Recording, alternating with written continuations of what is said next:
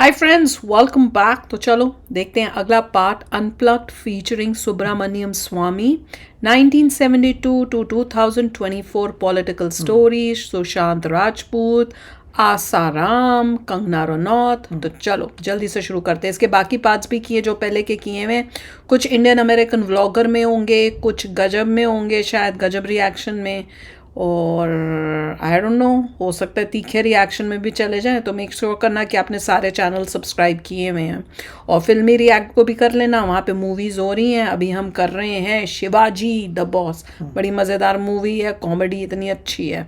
तो चलो शुरू करते हैं, अब देखते हैं आगे और क्या क्या बातें होने वाली हैं।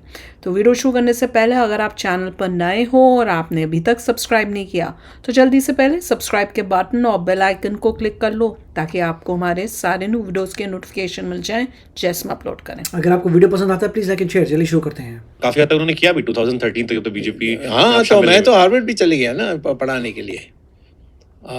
हर साल मैं वहाँ एक सेमेस्टर हार्वर्ड में पढ़ाता था। ओह, फिर मैंने ये जब 2G का आया तब मैंने हार्वर्ड छोड़ दिया। 2G भी आपने? हाँ, 2G। और ये चिदम्बरम को तो 106 दिन मैंने जेल में डाला था। बड़ा बोलता था कि मेरे पास लॉ है, स्वामी को कुछ लॉ पता नहीं है। अब इसमें दो क्रेडिट चलता था। एक चलता है कि चिदम्बरम जी ने अमित शाह को 100 दिन रखा था, अमित शाह को गुजरात के टाइम में। हाँ। सो जब ये होम मिनिस्टर बने तो इन्होंने 110 दिन रखवा दिया, 100+ इंटरेस्ट में लाके। नहीं, ये अमित शाह ने कुछ नहीं किया। अमित शाह तो डरपोक है। वो मोदी ने कह दिया कि इनको अंदर नहीं करना है, वो कभी नहीं करेगा। ये अभी क्यों नहीं करता? अभी जो मैंने जब पहले दिया था 2019 में राजनाथ को, जब ये होम मिनिस्टर थे, उन्होंने तुरंत शो कॉज नोटिस भेज दी। इसने जवाब नहीं दिया राहुल गांधी ने। और उसके बाद मैंने 6 लेटर्स लिखे हैं इस अमित शाह को, उन्होंने कार्रवाई नहीं की। उसको तो तुरंत जवाब नहीं दिया। उसी के आधार पर इसकी सिटीजनशिप को रद्द करना चाहिए था। क्यों नहीं किया? क्यों नहीं किया? क्योंकि वो नहीं चाहते आप बहुत सारा क्रेडिट ले। ऐसा नहीं, डरपोक है सब। इनका कांग्रेस को इनके बारे में बहुत कुछ पता है ना।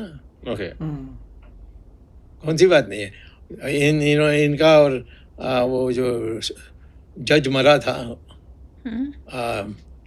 लोया, उसमें इसका क्या है वो तो सब जानते हैं। और हिरन पांड्या जो था, जो सबसे लोकप्रिय हमारे पार्टी के थे गुजरात में, मोदी से भी ज़्यादा थे, उनको किसने मारा? किसी ने पूछा? ये क्या चल रहा है भैया, बताना अगर आपको पता हो। कोई जर्नलिस्ट ने पूछा? मतलब अब तो लेफ्ट आइडियोलॉजी काफी लोग इस पे वीडियोस बनाते रहते हैं। अरे लेफ्ट को कौन सुनता है? कोई सीरियसली लेता है? कोई एक लड़की थी, उसने जाकर लेफ्टिस्ट ने फाइल किया, फाइल करने के बाद उसको प्रोसीड नहीं किया, पैसा दे दिया होगा। ओके, एक और केस है सर जिसपे आपने काफी इंटरेस्ट दिखाया, और मेरे मन में हमेशा ये सवाल भी उठता है, आसाराम बापू का केस। हाँ, आसाराम जी के केस में जब मैं देखता हूँ, एक तरफ गुरमीत राम रहीम है जो बार बार जेल से पैरोल पे बाहर निकलते हैं, अंदर आते रहते हैं, बड़े सवाल उठते हैं कि ऐसा लगता है कि वो बाहर ज्यादा रहते हैं, जेल में कम रहते हैं। एक आसाराम जी हैं जिनके अनुयायी अभी भी सोशल मीडिया पे डालते हैं कि उनके साथ गलत हुआ, या इस उम्र का लिहाज करके कई बार जमानत मिल जानी चाहिए। वो उन्हें अभी हालांकि जमानत मिली है, बट इतना लंबा समय तक कंटिन्यूअसली जेल, बाकी लोगों से वो बड़ा अलग केस लगता है मुझे उसके बारे में कोई बात नहीं करता। मुझे लगता है आप थोड़ा बता सकते हो उसकी इनसाइड स्टोरी। किसके? आसाराम जी केस में। आसाराम में वो उसको जेल में डालने वाले 2 लोग हैं। एक है नरेंद्र मोदी, दूसरा है अमित शाह। ये तीनों गुजराती हैं। हाँ, तो यानी गुजराती माने, जहाँ तक आसाराम बापू हैं, वो गुजरात में ही सारा उसका काम होता था।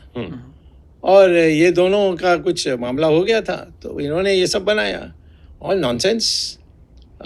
इसमें मैंने सारे तथ्यों में गया अंदर और देखा कि इसमें कुछ नहीं है। मैं कोर्ट में गया, और कोर्ट में जाने के बाद मुझे पता लगा कि एक दिन आसाराम बापू ने किसी और को एक ये दे दिया, वो कहते हैं वकील को, क्या केस लड़ने के लिए दस्तखत दे दी। तो मैंने उनसे पूछा कि मुझे आपने रिक्वेस्ट किया, एक साधु होते हुए भी नमस्ते कह के कहा आपको, मुझे कृपा मेरी केस आप करो। मैं लगभग ख़त्म करने वाला था इसको, यानी उनको बाहर छोड़ने में, और आपने जाकर ये कर दी। उन्होंने कहा कोई आया मुझे कल कागज़ दिया था कि इसमें दस्तखत करनी चाहिए, तो मैंने कहा मुझे पूछते कि ऐसा आया कोई और दस्तखत चाहता, तो उस दिन मैंने छोड़ दिया उनको और वो फिर उसमें पिटे। Do you believe he is innocent जो केसेस उनके ऊपर है? जहाँ तक वो रेप केस है Minor, जिसमें हाँ। हाँ वो बकवास है, पॉलिटिकल और कांग्रेस ने किया करवाया। और कांग्रेस ने क्या करा? मोदी ने करा तो अभी कांग्रेस ने उसके क्या लिए कौन उसके लिए बट वी खड़ा सीन होगा? वीडियोस जहां पर पीएम मोदी भी उनसे मिल रहे हैं, आसाराम बापू से पुराने वीडियोस। नहीं, वो ना ये एक टाइम पे चल रहा था उनका। आसाराम भाई के मुंह फाड़ के बोलते हैं और लोगों को पसंद नहीं आता है, वो सही बात को कड़वा करके बोलते हैं। तो इसके माने उनकी सब योगदान है, उन्होंने सारे जो क्रिश्चियन का काम गुजरात में हुआ सबको ध्वस्त कर दिया था। अब उसको कहना है कि इसने ये क्या लड़की का ये है, वो सब बकवास है। सेम एलिगेशन गुरमीत राम रहीम पर भी, बट दैट मैं नहीं ओके। जानता। Sushant Singh Rajput again one more case जिस पे आप बहुत वोकल हुए थे, बट नहीं उसमें क्या, देखिए कोई इशू, मैं तो उसको जानता नहीं था, ये सिनेमा वालों को तो मैं बहुत कम जानता हूँ। तो उसकी जो हुई उसमें कोई जांच ही नहीं हुआ, और फिर जब मैं आने के बाद सीबीआई करी गई और सीबीआई ने कहा नहीं इसमें कुछ नहीं है। अब सवाल है कि रात को वो सही थे, यानी बिल्कुल ठीक थे, सुबह उन्होंने नाश्ता मंगवाई तब ठीक थे, और नाश्ता के टाइम के बाद उन्होंने रसोई में किसी को बुलाया नहीं, तब लोग जा कर के ताला तोड़कर गए। तो क्या हुआ, यानी रात को ठीक था पिछले रात, और यानी नाश्ता के टाइम में सब ठीक था, तो कौन सी ऐसी बात हो गई कि वो अपनी आत्महत्या करें? करेक्ट। तो इसमें मेरा संदेह हुआ था। अब मोदी ने सीबीआई को कहा, सीबीआई मोदी ने अभी भी उनके फैन सोशल मीडिया पर अक्सर ट्रेंड करते हैं जस्टिस के लिए। नहीं कुछ उसका पता करना चाहिए। ये जो नई पार्लियामेंट मेंबर आई है, क्या वो सिनेमा एक्ट्रेस, आप कंगना मेरा अगला क्वेश्चन उसी पे था, आपने देखो तो जिक्र कर लिया, कंगना रनौत। मुझे लगता है आपकी फेवरेट एक्ट्रेस, आपने 2-3 ट्वीट किए उनको लेके। मैं कभी मिला नहीं उनसे, तो फेवरेट नहीं हो सकती, परंतु वो फेवरेट है किसी की तो मैंने मोदी की है।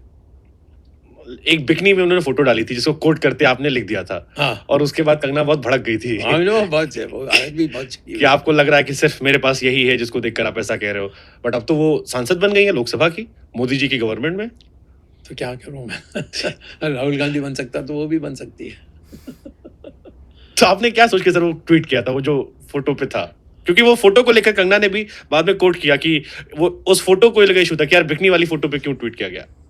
नहीं तो ऐसे ही वो फोन करके, अब वो उस समय वो मोदी के साथ बहुत मिलती थी, तो हमने सोचा कि भाई अपने पार्टी के को बचाने के लिए कुछ करना चाहिए, तो मैंने इसलिए किया। तो लोग कहते थे कि वो नहीं वो निजी मामला है, ये स्वामी ने जो किया वो सही है, ये हमारी बात है, हमें कोई सिनेमा स्टार्स थे। आपने उनके रामलीला में जाने को लेकर भी क्वेश्चन कर दिया था। हाँ नेचुरली है, क्या रामचंद्र जी के सामने ये। एंड शी कोटेड देन कि स्विम सूट में फोटो देखकर आप ऐसा कैसे कह सकते हैं कि मैंने पॉलिटिक्स में जगह बनाने के लिए सब किया, आप कैसे कह सकते हैं कि मेरे पास शरीर को दिखाने के अलावा कुछ मैंने नहीं। जवाब नहीं दिया, तो कहीं वो बोलते रहने। तो what was your reaction when you got to know कि वो मेंबर ऑफ पार्लियामेंट बन गई है? कुछ नहीं, तो ये मेंबर पार्लियामेंट कोई भी बन सकता है, पब्लिक वोट देती है, तो हम कौन होते हैं इसका आलोचना करने? आपकी पार्टी ने टिकट दिया है? ठीक है, दिया, वो तो मोदी ने दिया। पार्टी, हमारी पार्टी कोई है ही नहीं आजकल, कोई ढांचा नहीं है, कोई कार्य समिति नहीं है, कुछ नहीं है। सुब्रमण्यम स्वामी जो बीजेपी में है? हाँ बिल्कुल, उनसे बोलिए कि मैं बीजेपी में नहीं हूँ, फिर मैं मान लूँगा। मुझे तो कोई नहीं मानता, सारे कार्यकर्ता आते रहते हैं, सब बहुत खुश हैं कि मैंने आज राहुल गांधी का ये हालत कर दी, सब नाच रहे हैं। लेकिन सब आपके आसपास आने डरते भी, कतराते भी हाँ हैं। ठीक है ना, आए तो अच्छा है। कहते हैं कि स्वामी जी के ना स्थायी दोस्त हैं ना दुश्मन। गुड, नहीं ऐसा स्थायी का सवाल नहीं है। मैं ना दुश्मन या दोस्त को बर्दाश्त करूंगा यदि वो गलत काम करेंगे तो।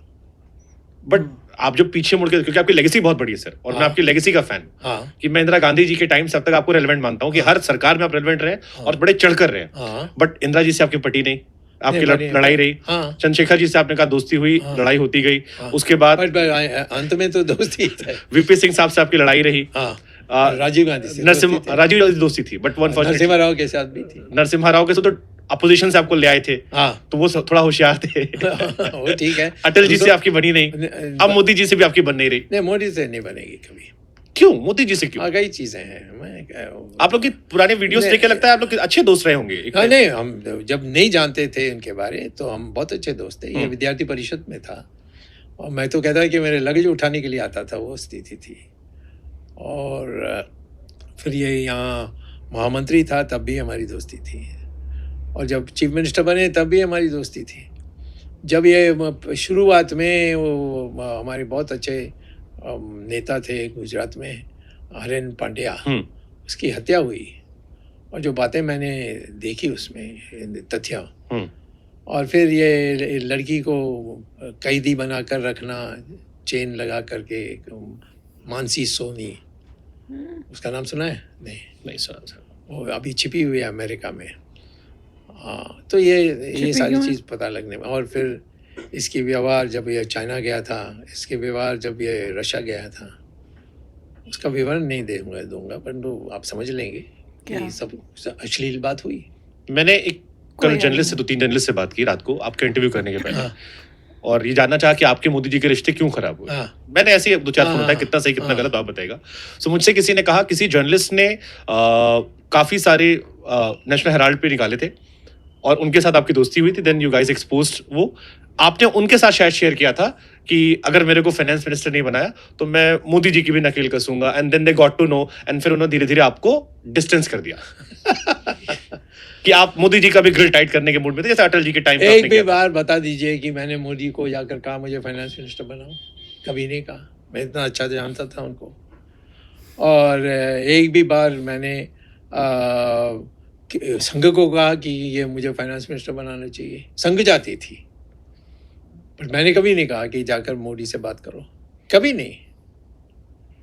तो ये देखिए, किसी को सस्ता दिखाने के में लोग घटिया बात करते रहते हैं, तो उसका जवाब मैं दे नहीं सकता। आपके दिल में टी से सर क्या फाइनेंस मिनिस्टर नहीं बन पाए? नहीं, कोई फर्क नहीं पड़ता, नुकसान तो उसका है। मैं बनूंगा तो चमकेगा हमारी इकोनॉमी। जैसे मैंने चंद्रशेखर टाइम में जो डूब रहा था तब मैंने उसको उठाया, और फिर नरसिम्हा राव के काल में भी मैंने सलाह देते रहा। तो मैं तो इकोनॉमी को उठा दूंगा। आज भी कहता हूँ कि इतना गिरा हुआ है, और ये कौन है यार? ये आज का फाइनेंस मिनिस्टर कोई है? ये महिला को फाइनेंस मिनिस्टर कह ही नहीं सकते, क्योंकि ये पीएमओ में सब तय होता है, इसको सिर्फ दस्तखत करना होता है और कुछ नहीं। एक कॉमा नहीं भी जोड़ सकती है। तो ऐसी स्थिति में मैं होऊंगा तो ये होगा, वो ये बहुत पॉपुलर बन रहा है, इसको अभी काट दो, ऐसे भी ये होगी। वो मैंने कभी इससे कभी फाइनेंस के लिए कहा नहीं, मैंने किसी मिनिस्ट्री के भी नहीं कहा। एक ही पोस्ट उन्होंने मुझे दिखा दिया के लिए मुझे बताया कि इस पोस्ट को आपको मानना चाहिए। वो है 5 देशों ने, China, Russia, south Africa, India और एक और देश जापान, ऐसे इन्होंने मिलकर एक बैंक बनाई कॉल्ड ब्रिक्स बैंक। उस बैंक की चेयरमैन में उन दिनों में तो चाइना का बहुत प्रेमी था। वो मुझे बहुत मानते थे। मैं चाइना भाषा भी जानता हूँ और चाइना पर किताब भी लिखी है। और चाइना ने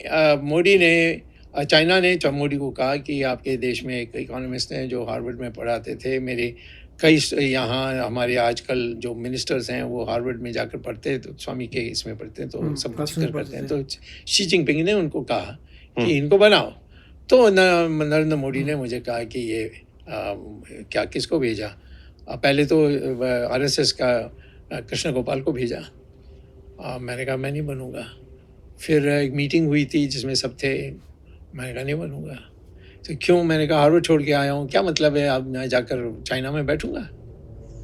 क्यों मुझे विदेश जाना है? अब चाइना कभी कभी चले जाओ, आ जाओ, ऐसा कहोगे तो मैं जाने की तैयार हूँ। तो ये एक ही बार थी जब कुछ बात हुई और मैंने कहा मैं नहीं बनूंगा।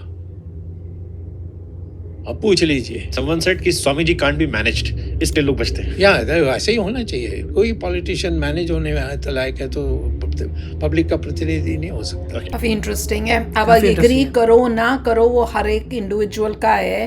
किसी को लगेगा नहीं ऐसी बोल रहे हैं, किसी को लगेगा नहीं सच बोल रहे हैं, पर हर एक एंगल से देखना चाहिए क्योंकि he is showing a different perspective. और देखो मैं तो फिर से हर वीडियो के बाद बोलूँगी, politics is a very dirty game. yeah. तो हर को खासकर एक के ऊपर उठने के लिए दूसरे को धक्का दे के ही बंदा उठेगा यहाँ पे, जहाँ तक मुझे दिख रहा है। पर मेन यही है कि जिस तरह से कई चीज़ें इन्होंने बात की मुझे समझ भी नहीं आई कई चीज़ों की, क्योंकि इतना उन्होंने उसको जैसे कोई लेडी चेन में बांधी हुई, मुझे वो बात बिल्कुल भी समझ नहीं आई। फिर मोदी जी से रिलेटेड, मोदी जी से रिलेटेड जो वो बोल रहे थे कि पता नहीं चाइना रशिया और कुछ और फिर कुछ बोले, तो वो भी मुझे बात समझ नहीं आई। अगर आप उन चीज़ों के बारे में कुछ पता हो तो ज़रूर शेयर करना कि वो बातें क्या कर क्या रहे हैं। देखिए क्योंकि मोदी जी भी पावर में है, it is not possible for him to say anything. अच्छा Of course, right? क्योंकि you can't say anything. तो maybe later on he'll tell, मगर he did briefly say कि politics is a dirty game.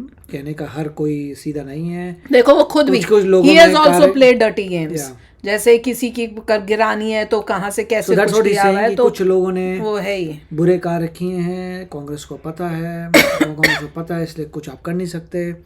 तो कुछ चीज़ें हुई हैं and he gave some examples कि गुजरात में को बहुत ही पॉपुलर बंदा था जिसकी मृत्यु हो गई। हाँ वो भी बताना। तो बहुत कुछ चल रहा है। जो हमें नहीं पता आसाराम का है। इनके हिसाब से ही वाज ओके। हाँ विच वो सरप्राइज शॉक लग रहा था मेरे को फंसाया गया सुनकर। था, मेरे को तो नहीं लगता, मैं पर्सनली मेरा बिलीफ तो है कि ऐसा नहीं होगा। मुझे तो वो बंदा गड़बड़ लगा था और मुझे तो वो दूसरा भी जो गया हुआ है वो भी गड़बड़ लगाई है।